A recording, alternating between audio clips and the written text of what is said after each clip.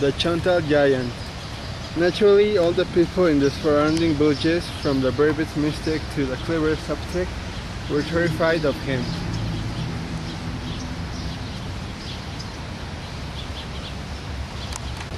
High in the mountains lived a barbaric tribe, the Chontals, and the fiercest of all of these was Chontal the Giant.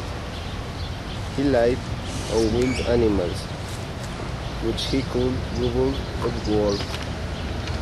Not only goats and sheep, but tigers and deer would disappear too. In a single mouthful, his legs were so long and powerful, they carried him like wings. He could leap deep ravines and spring over mountain tops. Flashes of lightning shone from his eyes, and wherever he went, his voice thundered like an avalanche. He threw boulders on anyone who tried to attack him. Naturally, all the people in the surrounding villages, from the bravest mystic to the cleverest sapotec, were terrified of him, and all the animals and birds flew from him in terror. But one day, when Chontal was having his afternoon sleep, a poisonous snake bit him on the chest.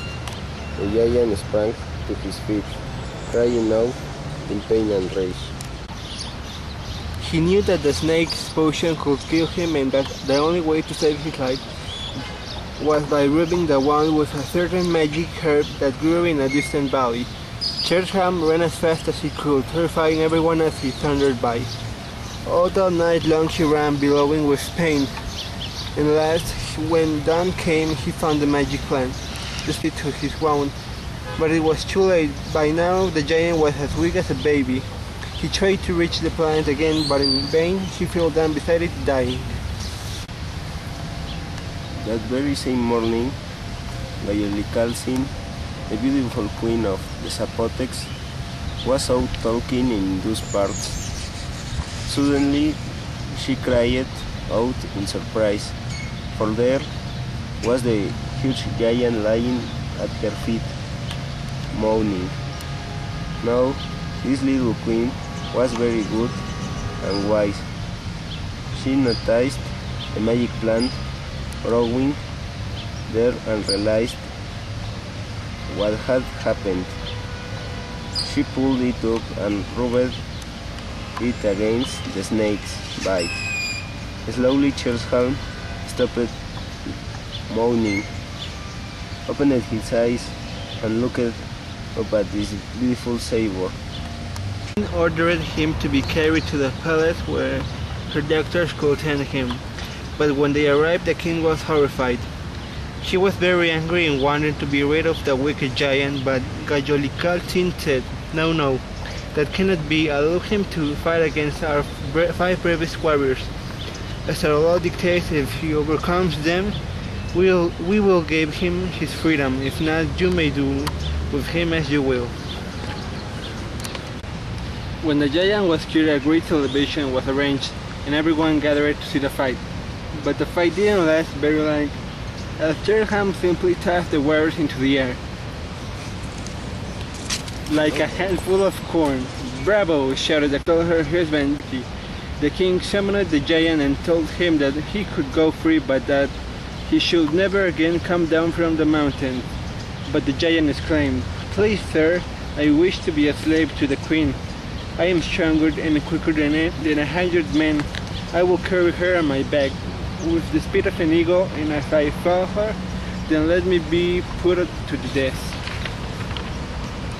Doubtful. He was afraid that the giants would go back to these old ways. He felt that if the giant should be taming first before being trusted with the queen. However, the king gave him permission to stay at the palace to try being good. Time passed without any opportunity for Chontal to prove his loyalty until one day the queen was kidnapped by some evil warriors. This was the moment to put the giant to the test. Go and search for the queen, cried the king, and don't return without her. Chontal ran and ran, through valleys and over mountains, through forests and rivers, in search of the little queen, who had saved his life. He ran, never stopping to eat nor rest. Then all on he paused and sniffed.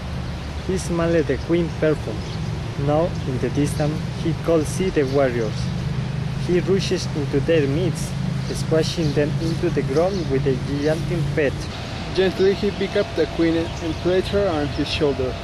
It was in this way that the giant won the king's trust. Since then he was wild, proud and happy, carrying the queen on his back in a special little throne.